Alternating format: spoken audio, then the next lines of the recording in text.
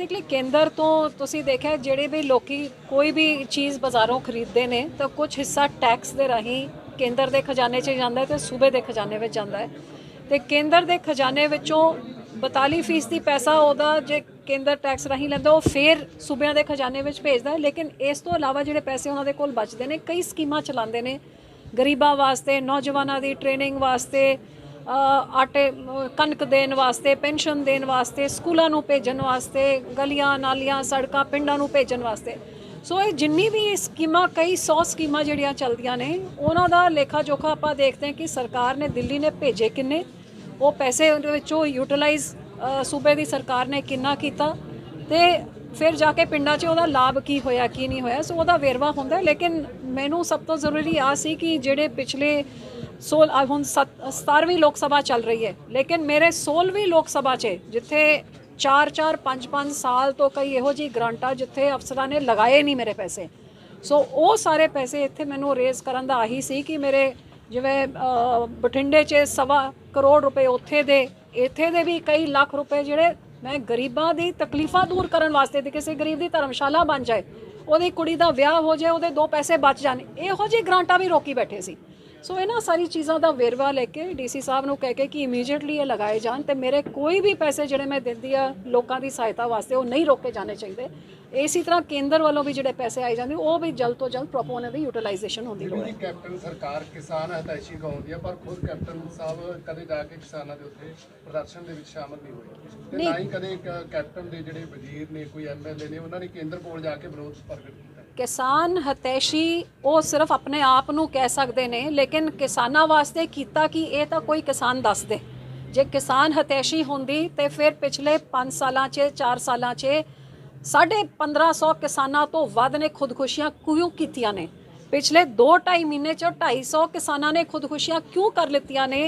ये जिहड़ा चंद दिन पहले जिथे प्यो पुत 2 किसानों ने छोटे किसानों ने एक चिट्ठी लिख के गए ने कि असी खुदकुशी कर रहे हैं क्योंकि साडा कर्जा माफ़ जिहड़ा सरकार कैप्टन साहब ने कहा सी वो किसान कर्जा माफ़ नहीं होया तो इस कर्जे के दबाव करके असी अपनी जान ले रहे हैं, वो लिख के दे रहे हैं।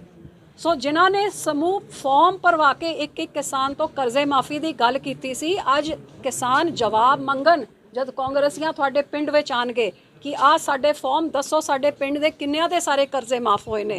मैं नौजवानों को भी अपील करती हाँ जब तुहाडे पिंड 'च कांग्रेसी आए पहले उन्होंने को पिंड 'च वड़न तो पहले दसो नौकरियां किन्नियां दित्तियां ने। बुजुर्ग पुछन 2500 के हिसाब नाल 5 सालों 'च किन्नी साडी पेंशन किहड़े खाते 'च गई हैगी, किनू घ्यो ते खंड मिलिया हैगा, किनू स्मार्टफोन मिले, इन्हां दा लेखा जोखा लैन। नहीं तो एक बार फिर ये हुण बजट सैशन 'च झूठे वादे करके पिछले साल ही 200 करोड़ किसानों के कर्जा माफ़ी वास्ते पिछले साल ऐलान किए गए सी बजट 'च, एक दवानी नहीं मिली पिछले साल तो हुण फिर ऐलान करनगे। सो ये किसान के हितैषी कितने किसानों बेचारिਆਂ ने तो इन्हां जिहड़ा धोखा अज इन्ने किसान मर गए ने दिल्ली बैठे ने किहदी देन हैगी, केंद्र की तो देन बादरू है, पहले कैप्टन साहब की देन जिन्होंने हामी भरी 2019 तो साल भर ये बारे पता लगा कोई पैरवी नहीं की। अज 3 महीनों तो किसान उत्थे बैठे हुए हैं, 3 महीनों 90 दिनों चो फार्म हाउस 'च बैठ के गाना गा रहे हैं, वीडियो वायरल कर रहे हैं। लेकिन एक बारी किसान दे कोल गए, किसी मंत्री नूं भेजा, 250 बंदे जिहड़े मर गए उन्हां दा कुछ पुछया, उन्हां दे कोल पहुँच की। ये तो कल्ले गल्लां 'च किसानां दे हितैषी बंदे। अज मैं कहना चाहती हाँ कि अगले महीने फसल कणक दी आऊगी कि तुहानूं पता है कि इलैक्शन तो पहले कल्ले एक कणक ते एक झोने की फसल रह गई है, घट तो घट 4 लाख बारदानियां की लोड़ है, सरकार दे कोल कल्ले 1 लाख बारदाना हैगा।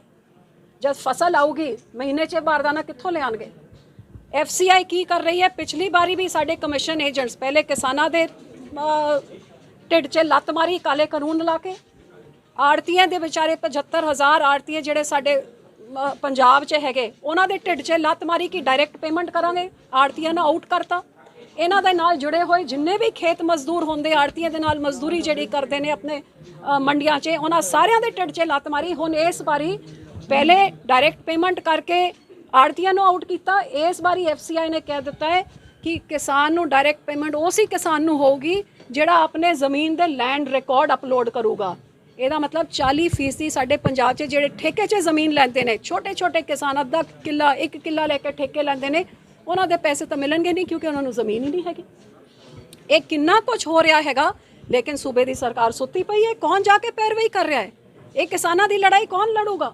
ਜੇ ਇਹਨਾਂ ਗੱਲਾਂ ਬਾਰੇ ਮੈਨੂੰ ਪਤਾ ਹੈਗਾ, ਮੈਂ ਤਾਂ ਇਕੱਲੇ ਇੱਕ ਮੈਂਬਰ ਆਫ ਪਾਰਲੀਮੈਂਟ ਹੈਗੇ, ਕਿ ਕੇਂਦਰ ਦੀ ਸਰਕਾਰ ਨੂੰ ਨਹੀਂ ਪਤਾ ਕਿ ਪਿਛਲੇ ਸਾਲ ਆੜਤੀਆਂ ਨੂੰ ਉਹਨਾਂ ਦਾ ਕਮਿਸ਼ਨ ਨਹੀਂ ਮਿਲਿਆ, ਕਿ ਕੇਂਦਰ ਦੀ ਸਰਕਾਰ ਨੂੰ ਨਹੀਂ ਕਿ ਸੂਬੇ ਦੀ ਸਰਕਾਰ ਨੂੰ ਨਹੀਂ ਪਤਾ ਕਿ FCI ਨੇ ਨਵਾਂ ਕਾਨੂੰਨ ਨਿਕਾਲਤਾ ਹੈ ਕਿ ਜ਼ਮੀਨ ਦਾ ਤੁਸੀਂ ਦੱਸੋਗੇ ਤਾਂ ਹੀ ਤੁਹਾਨੂੰ ਫਸਲ ਚੱਕੀ ਜਾਊ, ਤੇ ਬਾਕੀਆਂ ਦੇ 40% ਦੀ ਲੋਕਾਂ ਦੀ ਫਸਲ ਕੌਣ ਚੱਕੂਗਾ ਜੇ ਸਰਕਾਰੀ ਖਰੀਦ ਉਹਨਾਂ ਦੀ ਨਹੀਂ ਹੋਗੀ?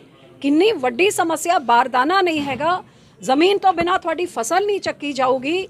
ਆੜਤੀਆਂ ਨੂੰ ਆਪਣੇ ਆੜਤੀਆਂ ਜਿਹੜੇ ਮਦਦ ਕਰਦੇ ਨੇ ਕਿਸਾਨ ਦੀ, ਜਿਹਦੇ ਕਰਕੇ ਉਹਨਾਂ ਨੂੰ ਆਪਣੀ ਫਸਲ ਦੀ ਉਹ ਨਹੀਂ ਮਿਲੂਗਾ, ਪੰਜਾਬ ਦਾ ਤਾਂ ਸਾਰਾ ਸਿਸਟਮ ਵਿਗੜ ਜਾਊਗਾ। ਤੇ ਕੈਪਟਨ ਸਾਹਿਬ ਫਾਰਮ ਹਾਊਸ 'ਚ ਬੈਠੇ ਹੋਏ ਨੇ, ਐਸ਼ੀਆਂ ਕਰ ਰਹੇ ਨੇ, ਤੇ ਫਿਰ ਕਿਸੇ ਨੂੰ ਸਰਕਾਰੀ ਖਰਚੇ 'ਚ ਲਾ ਕੇ ਵੀ ਅਗਲੀ ਇਲੈਕਸ਼ਨ ਕਿਵੇਂ ਜਿੱਤਣੀ ਹੈ। ਹੁਣ ਕਿਹੜਾ ਝੂਠ ਇਸ ਵਾਰੀ ਮਾਰੀਏ ਤਾਂ ਕਿ ਅਗਲੀ ਸਰਕਾਰ ਬਣ ਜਾਏ? ਕਿਸ ਕਿਸਾਨ ਦੇ ਹਤੈਸ਼ੀ ਹੈਗੀ ਇਹੋ ਜੀ ਸਰਕਾਰ? ਵੀ ਭਾਈ ਕੈਂਗ ਦੀ ਰਿਪੋਰਟ ਆਈ ਹੈ, ਜਿਹੜਾ ਮਨਪ੍ਰੀਤ ਕਹਿੰਦਾ ਸੀ ਮੈਂ ਪੰਜਾਬ ਨੂੰ ਪੈਰਾਂ ਤੇ ਖੜਾ ਕਰਤਾ। ਕੈਂਗ ਦੀ ਰਿਪੋਰਟ 2 ਲੱਖ ਕਰੋੜ ਰੁਪਇਆ ਕਰਜ਼ਾ ਪੰਜਾਬ ਸਿਰ ਹੋ ਚੁੱਕਿਆ ਤੇ ਆਉਣ ਵਾਲੇ ਸਮੇਂ 'ਚ 3 ਲੱਖ ਕਰੋੜ ਤੋਂ ਉੱਤੇ ਪੂਰਾ ਕਰਜ਼ਾ ਜੜ ਜੂਗਾ। ਕੀ ਦੇਖਦੇ ਹੋ?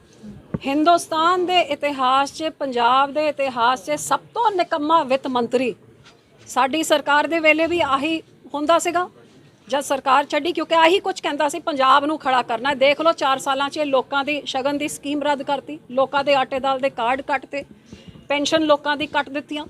ਕਿਹੜੇ ਵਿਕਾਸ ਦੇ ਕੰਮ ਹੋਏ ਨੇ, ਕਿਹੜਾ ਵਾਅਦਾ ਪੂਰਾ ਹੋਇਆ ਹੈ? ਬਲਕਿ ਪੰਜਾਬ ਨੂੰ ਖੜਾ ਕਰਨ ਦੇ ਆੜ ਵਿੱਚ ਬਿਜਲੀ ਦੇ ਰੇਟਾਂ ਨੂੰ ਵਧਾ ਕੇ ਬਿਜਲੀ ਦੀ ਕੰਪਨੀਆਂ ਨਾਲ ਸੌਦਾ ਕਰਕੇ ਲੁੱਟਬਾਜ਼ੀ ਕੀਤੀ ਹੈਗੀ। ਭਾਵੇਂ ਸ਼ਰਾਬ ਦੇ ਠੇਕੇ ਹੋਣ, ਜਿੱਥੇ ਇੱਕ ਚੀਫ ਸੈਕਟਰੀ ਨੇ ਵਿੱਤ ਮੰਤਰੀ ਦੇ ਉੱਤੇ ਉਂਗਲ ਉਠਾਈ ਕਿ ਸ਼ਰਾਬ ਦੇ ਠੇਕਿਆਂ ਦੇ ਰਾਹੀਂ ਤੁਸੀਂ ਆਪ ਦੀ ਜੇਬ ਭਰ ਰਹੇ ਹੋ ਤਾਂ ਸਰਕਾਰੀ ਖਜ਼ਾਨੇ ਦਾ ਨੁਕਸਾਨ ਕਰ ਰਹੇ ਹੋਗੇ। ਤਾਂ ਇੱਕ ਚੀਫ ਸੈਕਟਰੀ, ਇਸ ਤੋਂ ਵੱਡੀ ਗੱਲ ਕਿ ਇਹਨਾਂ ਦੇ ਮੰਤਰੀਆਂ ਨੇ ਮਿਲ ਕੇ ਜਿਹੜੀ ਆਮਦਨ ਮਿਲਣੀ ਹੁੰਦੀ ਹੈ ਸ਼ਰਾਬ ਤੋਂ, ਉਹਦੀ ਵੀ ਲੁੱਟ ਮਚਾਈ। ਸੈਂਡ ਮਾਫੀਆ ਇਹਨਾਂ ਦਾ ਅੱਡ ਹੈਗਾ, ਹਰ ਤਰ੍ਹਾਂ ਦਾ ਮਾਫੀਆ ਰਾਜ। ਪੈਸਿਆਂ ਤੋਂ ਬਿਨਾਂ ਕਿਸੇ ਮਹਿਕਮੇ ਨੇ ਕੋਈ ਕੰਮ ਨਹੀਂ ਹੁੰਦਾ। ਪੂਰੀ ਲੁੱਟ ਖਸੁੱਟ ਦੀ ਸਰਕਾਰ, ਲੁੱਟ ਕੇ ਪੰਜਾਬ ਦਾ ਕਰਜ਼ਾ ਇੰਨਾ ਵਧਾਤਾ ਹੈ। ਲੋਕਾਂ ਨੂੰ ਜਵਾਬ ਮੰਗਣਾ ਚਾਹੀਦਾ, ਕਿਉਂਕਿ ਇਸ ਤਰ੍ਹਾਂ ਹੀ ਝੂਠੇ ਲਾਰਿਆਂ 'ਚ ਤੇ ਝੂਠੇ ਬੰਦਿਆਂ ਦੀ ਗੱਲਾਂ 'ਚ ਆ ਕੇ ਵੋਟਾਂ ਪਾਵਾਂਗੇ ਤੇ ਫਿਰ ਇਹ ਬੋਝ ਉਹਨਾਂ ਦੇ ਉੱਤੇ ਤਾਂ ਪੈ ਨਹੀਂ ਰਿਹਾ, ਇਹ ਤਾਂ ਲੋਕਾਂ ਦੇ ਉੱਤੇ ਬੋਝ ਪੈ ਰਿਹਾ ਹੈਗਾ। ਅੱਜ ਪੈਟਰੋਲ ਡੀਜ਼ਲ ਦੀ ਗੱਲ ਕਰੀਏ ਤੇ ਤੁਹਾਨੂੰ ਪਤਾ ਹੈ ਸਭ ਤੋਂ ਵੱਧ ਟੈਕਸ ਜੇ ਕੋਈ ਸੂਬਾ ਲਾਂਦਾ ਹੈ 1 ਲੀਟਰ ਪੈਟਰੋਲ ਦੇ ਪਿੱਛੇ, ਜੇ 100 ਰੁਪਏ ਦਾ ਲੀਟਰ ਹੈਗਾ ਤੇ 27 ਰੁਪਏ ਟੈਕਸ, ਪੈਟਰੋਲ ਡੀਜ਼ਲ ਦਾ ਜਿਹੜਾ ਟੈਕਸ ਹੁੰਦਾ 27 ਰੁਪਏ ਤਕਰੀਬਨ ਦਾ ਸੂਬੇ ਦੀ ਸਰਕਾਰ ਲੋਕਾਂ ਦੇ ਜੇਬੋਂ ਵਸੂਲਦੀ ਹੈ। 27 ਰੁਪਏ ਤੋਂ ਤੁਸੀਂ 5-7 ਰੁਪਏ ਘੱਟ ਕਰਕੇ ਫਿਰ ਸਾਰੀ ਪਾਰਟੀਆਂ ਨੂੰ ਲੈ ਕੇ ਦਿੱਲੀ ਨਹੀਂ ਜਾ ਸਕਦੇ ਕਿ ਦਬਾਅ ਪਾਓ?